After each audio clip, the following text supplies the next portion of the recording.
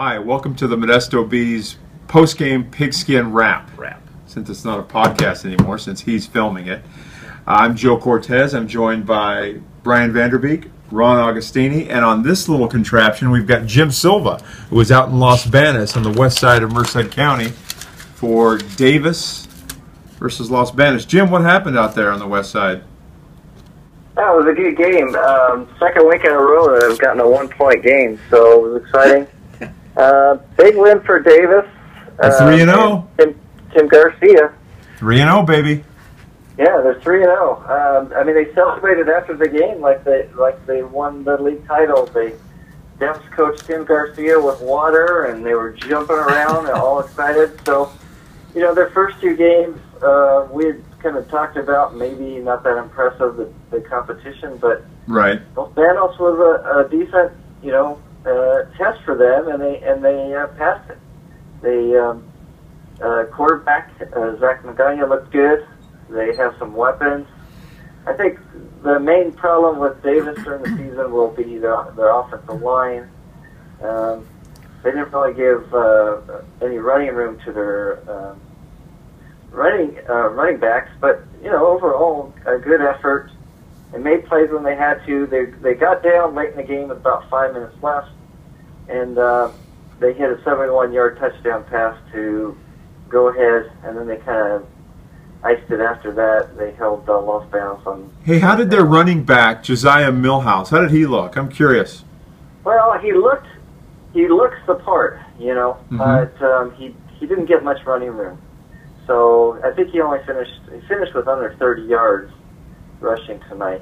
But you know, he looks the part. He looks like he, you know, once he gets going downhill, the coaching staff was trying to get him, you know, run a little bit more downhill, more north and south. Sure.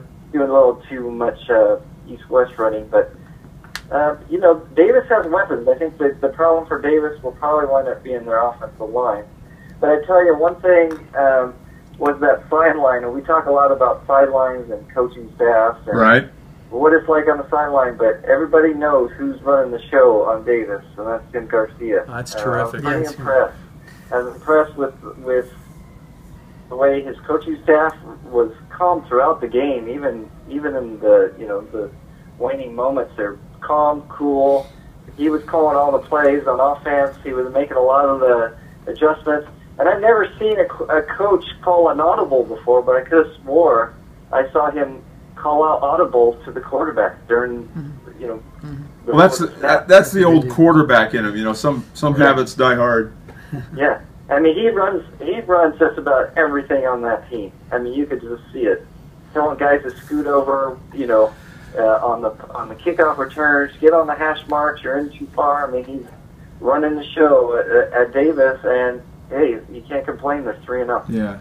Well, good for them. Jimmy, thanks for checking in, huh? Okay, guys. Drive safely, kid. All right. Bye-bye. I wonder if this is just compelling video. You know, the three of us staring at this thing. That's why I had the face. Yeah. You have to be happy for the Spartans. They haven't done much winning the last few years, and they're 3-0. And the thing is with technical difficulties. The thing is with Timmy too. When Timmy first started coaching over at Central Valley as the head coach, his sidelines were not like that. I mean, his sidelines tended to be a little bit frantic, and at times I thought when I saw him over there, it actually hurt the team a little bit, like frantic sidelines will. So it's really good to hear that he's got the control of the Davis sidelines. It's good to hear. That's really good to hear. Okay, where do we go? Let's go to Beek. Oh, Beek was in Turlock for the Clovis West. We had some good games tonight. Oh, some great games tonight, and mine was really one of the best games I've seen in a lot of years.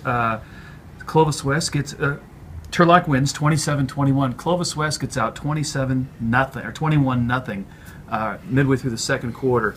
Some comparisons. Great little quarterback, Cordell Hoffman from Clovis West. He was 18-26 for 132 yards in the first half. 26 passes the first half.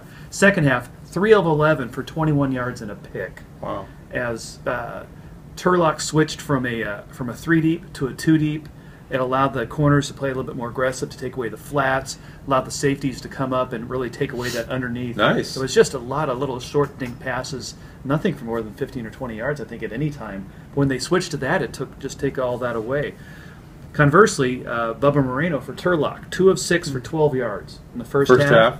11 of 14 for 134 yards and 3 scores in the second half.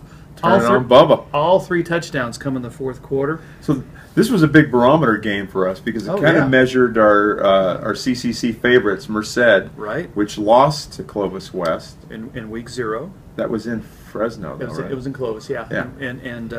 And this game was going like we expected it to for most of the game. It was 21-7 at halftime. Turlock scores to make it 21-14, and then the next pass that Hoffman throws gets picked by Jeffrey Hines. 3 plays later, Moreno to Hines for the tying score. I missed a touchdown in there, but it was that came after Turlock's second score. Then another CW 3 and out. Turlock takes over about 6:42 left, goes 57 yards and 12 plays. Marina to Bear Padilla on a rollout pass, 1:56 left, and there you go. Nice. Turlock pulls it off. Reception-wise, that's a compelling win for Turlock. Clovis West has a bunch of Central Section titles. Yeah, and they're one of the top teams. Them and Edison, probably the 2 of the top teams, 2 of the top 3 teams in. Bakersfield's 2, Edison's 1. I mean, in the Fresno area, right. it's Clovis West and Edison of Fresno. Mm-hmm. So I was out at Patterson High tonight for Mohai Patterson. Got my first taste of Patterson Community Stadium. Nice place. Nice game. Very nice. Incredible game. 21-20. Modesto hangs on. Wow. A missed PAT with about 3 minutes left. Patterson apparently ties it up. They missed the PAT, and Modesto hangs on. But I got to tell you something. Nathan Phillips, the quarterback for Modesto High, Rich Alkire's son, this kid is a player. He is a player. He can run. He can throw. First 3 games of the year, he's run for 141, 101, and tonight 211 yards. You heard me right, 211. And he's completing 84% of his passes this year. Wow. He is That's something like to watch. Next week, Modesto hosts Turlock. I'm not sure where that game is. I'm not sure either. We'll figure that out soon. Yeah. That's going to be a really good game. That's going to be a fantastic matchup. Was years when that was a huge rivalry. Ron was over at David Patton Field for the Holy Bowl. I had the short trip tonight. Oh, another good game. Another great Holy Bowl between Lay it on Central us, Catholic Ron. and St. Mary's. St. Mary's wins the game 18-13 on a 5-yard run by St. Mary's quarterback Noah Righetti with 29 seconds to go. It was a great win for St. Mary's. Difficult loss for Central Catholic. Defenses dominated all night long. The crowd was into it. Really good ball game. Central Catholic came, well, Roger Canepa said after the game, we came this close. And they did. And they did. They were this close to winning the game. They pretty much salted it away, right, with the first down? They were this close to salting it away. Hunter Petlansky, the Central Catholic quarterback, scored 2 touchdowns tonight. The second one with 7:11 to go put his team ahead 13-12. They stopped St. Mary's at the Central 33. Montel Bland had rushed for 11 yards. St. Mary all night. St. Mary's front 4 really beat Central Catholic up front tonight. But Montel Bland got into their secondary, and he's ripping down the field with about, I guess, 2.5 minutes, 2 minutes to go in the game. And as he goes down, the St. Mary's DB strips him of the ball, and St. Mary's recovers around midfield. and that was the chance St. Mary's needed, and they took advantage. They had St. Mary's also converted a 4th and 10 on the last drive with a clutch pass by Righetti. And then it was interesting at the end. St. Mary's was marching inside the 10, and they were, Tony Franks, the coach, said later they were thinking about the winning field goal, but they had a running back, Marcel Spady, 220-pound kid, and he was pounding Central. He finished with 105 yards on the night, and sure enough, this is a pistol St. Mary's runs.